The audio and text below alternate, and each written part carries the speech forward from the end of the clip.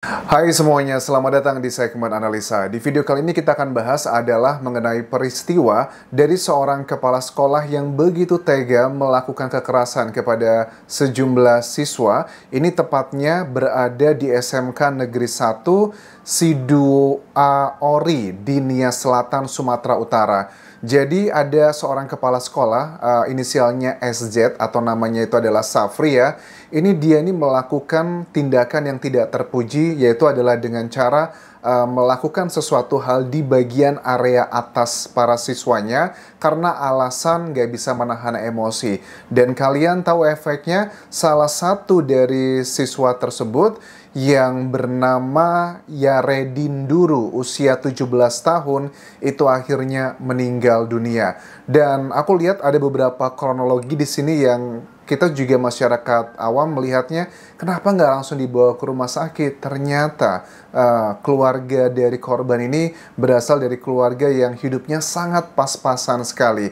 Oke, kita akan bahas kronologinya seperti apa. Ini adalah ulah dari seorang oknum kepala sekolah SZ yang saat ini sudah ditetapkan oleh kepolisian dari Polres Nias Selatan sebagai tersangka. Kronologinya seperti apa sebenarnya? Ini adalah kejadian yang terjadi pada tanggal 23 Maret 2024. Jadi singkat cerita, korban ini adalah salah satu dari 6 siswa yang sedang diberikan disiplin dari kepala sekolah SZ ini. Jadi pada saat itu kepala sekolah ini mendapatkan laporan katanya dari mungkin Sekcam Sidoarjo karena ke-6 siswa ini sedang melakukan kayak tugas praktek atau kerja praktek di kantor camat setempat. Nah, kepala sekolah ini mendapatkan telepon dari Sekcam, ada komplain. Sekcamnya itu kesannya katanya marah-marah. Itu mereka, anak-anak itu bisa kerja nggak sih? Tapi nggak dikasih tahu masalahnya apa begitu. Nah, karena si kepala sekolah ini mungkin bukan tipikal orang yang bijaksana, dia langsung datang, meminta kepada 6 siswa ini untuk berdiri, ditanyain begini, bahwa kamu ada masalah apa gitu di kantor camat. Semuanya pada diem aja. Akhirnya kepala sekolah ini naik pitam dan kemudian mengeluarkan kata-kata yang lebih kuat. Ada masalah apa kalian? Nah, ada yang nyeletuk nih, salah satu siswanya. Bilangnya bahwa kayaknya Pak Camatnya itu kayaknya gila gitu. Mereka kayaknya mengatakan sesuatu hal yang dinilai nggak sopan begitu. Karena ada keterangan dari kepala sekolah bilang begini, saya itu dapat komplain dari Sekcam Sidoarjo karena mereka itu katanya nggak bisa kerja di kantor camat tersebut.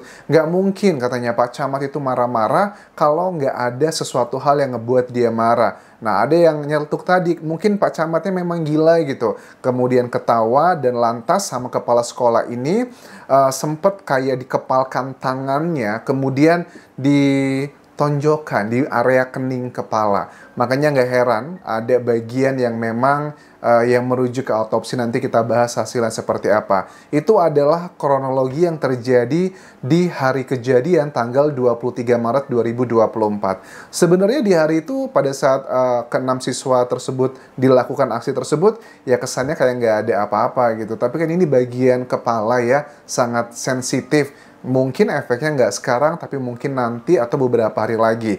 Nah, di hari yang sama, di jam 6 sore, korban Yaredi itu mengeluh sakit kepala kepada teman-temannya. Kemudian dikasih obat. Pada saat setelah selesai dikasih obat, orang tuanya, ya udahlah istirahat bentar. Orang tuanya nggak mikir bahwa ini bakal serius banget. Dan kemudian sekitar 4 hari kemudian, tepatnya di 27 Maret 2024, ini Yaredi itu semakin sakitnya kok parah gitu. Bahkan dia udah nggak bisa bangun lagi, dia nggak sanggup untuk ke sekolah.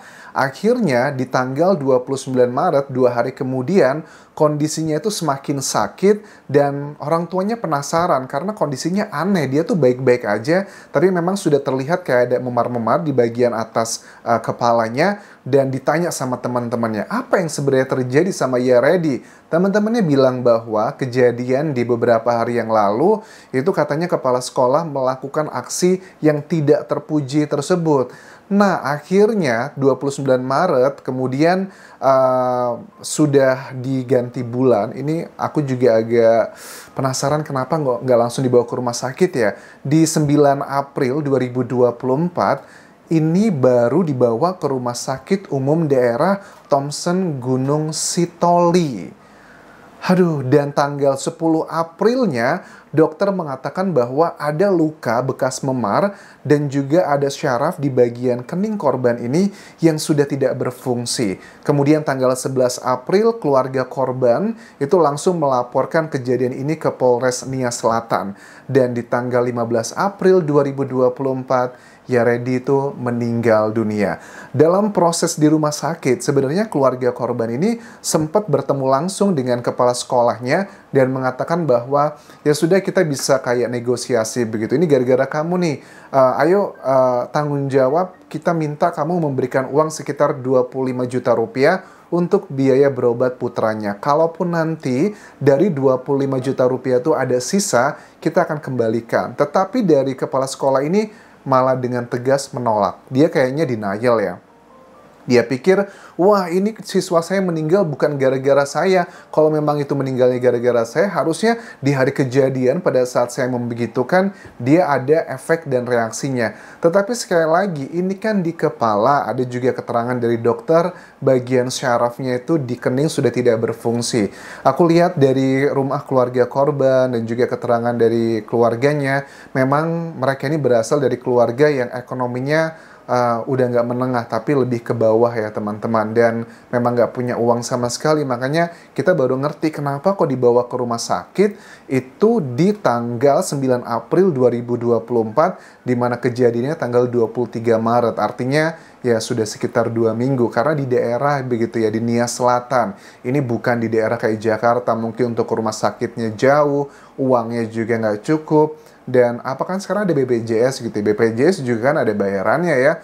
BPJS itu kalau nggak salah bayaran yang termurah aja 35.000 per bulan untuk satu orang. Dan kalau untuk satu keluarga mau ikut BPJS, atau aku itu satu kartu keluarga. Kalau kartu keluarga itu ada anggota keluarga ada 6 orang, berarti 35.000 kali 6 yang harus membayar BPJS tersebut. Dan bagi kita mungkin yang ekonominya sudah menengah ke atas, itu mah uang kecil. Tapi bagi mereka, uang segitu adalah uang besar. Karena mereka tuh masih struggling, hari ini bekerja buat makan besok. So, ini adalah kejadian yang sangat disayangkan banget. Sebenarnya jujur teman-teman, awalnya aku mikir bahwa kayaknya ini bukan karena kepala sekolahnya deh. Tapi setelah aku lihat, juga sudah ada otopsinya, ya memang confirm gara-gara dia dibegitukan, efeknya itu adalah kemana-mana. Ini kenapa aku ngebahas ini? Jujur, dulu aku pernah mengalami sesuatu hal yang sangat seperti ini juga. Dulu aku SMP ya di Lampung, di SMP Negeri 1 Natar Lampung.